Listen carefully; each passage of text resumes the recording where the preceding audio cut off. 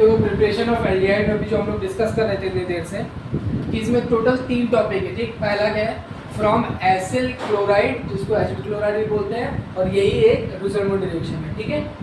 दूसरा from nitriles and esters, इसी को क्या बोलते हैं, स्टीफन रिएक्शन, ये दूसरी नेमिंग रिएक्शन हो गई। तीसरा फ्रॉम हाइड्रोकार्बन के अंदर 2 चीजें हैं, by oxidation of methyl benzene और by side chain chlorination followed by hydrolysis. और तीसरा गैटरमैन कोच रिएक्शन, एक ये नेमिंग रिएक्शन हो गई। और इसी के अंदर पहले वाले में by oxidation of methyl benzene, इसमें 2 पार्ट हैं, एक यूज ऑफ क्रोमिल क्लोराइड जिसको CrO2 Cl2 बोलते हैं, और दूसरा क्रोमिक ऑक्साइड जिसको CrO3 बोलते हैं। और क्रोमिल ऑक्साइड वाले को ही क्या बोलते हैं, इटार्ड रिएक्शन। ठीक है, क्रोमिल क्लोराइड वाले को क्या बोलते हैं, इटार्ड रिएक्शन। तो टोटल प्रिपरेशन ऑफ एल्डिहाइड में ही 4 नेमिंग रिएक्शन आ जाती है, और इन चारों में से 100% गारंटी है कि एक नई रिएक्शन पेपर में आएगा ही आएगा। ठीक है, तो इन चारों को बहुत अच्छे से याद कर लेना।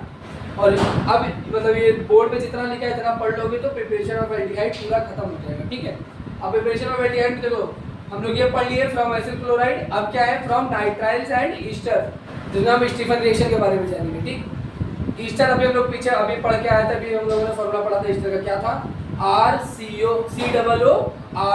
ठीक है, RCOR। नाइट्राइल्स क्या होता है, नाइट्राइल इसको बोलते हैं CN या NC को बोलते हैं। ठीक है, उसको नाइट्राइल बोलते हैं, जिसको साइनाइड और आइसोसाइनाइड बोलते हैं हम लोग। ठीक, जो न्यूक्लियोफाइल होता है। अब इसमें देखो हमने क्या किया, RCN, पहले चैप्टर को याद करो, हेलो एल्केन और हेलो एरीन में, उसमें हम लोग क्या पढ़ते थे न्यूक्लियोफिलिक रिएक्शन में, RCN और RNC पढ़ते थे।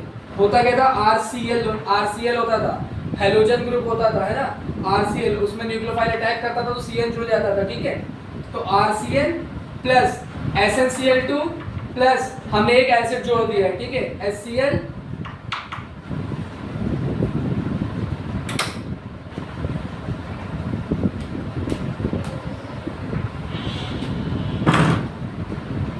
ठीक है, देखो क्या है रिएक्शन, क्या है, RCN, उसमें हमने क्या जोड़ा, SnCl2, फिर एक एसिड ऐड कर दिया। ठीक है, ये जो स्टीफन रिएक्शन है ये 2 स्टेप में रिएक्शन होगी, एक ये एरो एक ये एरो, इसका मतलब होता है 2 स्टेप में रिएक्शन।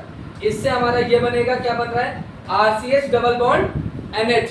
ठीक, ये मतलब मिड का प्रोडक्ट बना। ठीक है, इसके बाद इसका फिर से फर्दर रिएक्शन होगा, क्या कर रहे हैं हम यहाँ पे, वाटर को ऐड कर रहे हैं। और कहोगे वाटर कैसे है, तो ऊपर आयन है।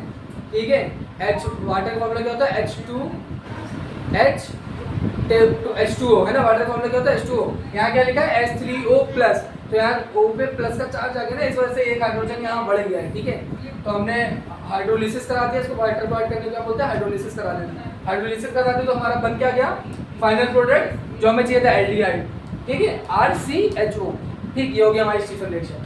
अब इसके बाद ये तुम लोगों के एनसीईआरटी में साफ साफ एक रिएक्शन दी हुई है इनके बारे में, इसको अपने एनसीईआरटी से पढ़ लेना, कोई डाउट है तो पूछ लेना। ठीक है, बहुत आसान है, जैसे ये रिएक्शंस पढ़ लो वैसे इनकी रिएक्शन एक बार पढ़ लेना, और डाउट आए तो फिर एक बार क्लियर कर लेना। ठीक है, जब ये जो नाइट्राइल और ईस्टर वाली है, इसमें इसके बाद 3 और रिएक्शन दी हुई है, उसको भी एक बार देख लेना, उतनी इंपॉर्टेंट नहीं है बट एक बार देख लेना, क्योंकि एनसीईआरटी में कुछ भी छोड़ना नहीं, क्योंकि तुम लोगों को पता है कि सीबीएसई बोर्ड का पेपर पूरा एनसीईआरटी से बनता है। ठीक है, तो उसमें कुछ भी छोड़ना नहीं है, एक बार उसको देख लेना सारी चीज़ें, और इन रिएक्शंस को भी एक बार देख लेना, कॉपी में नोट कर लेना, याद हो जाएंगी।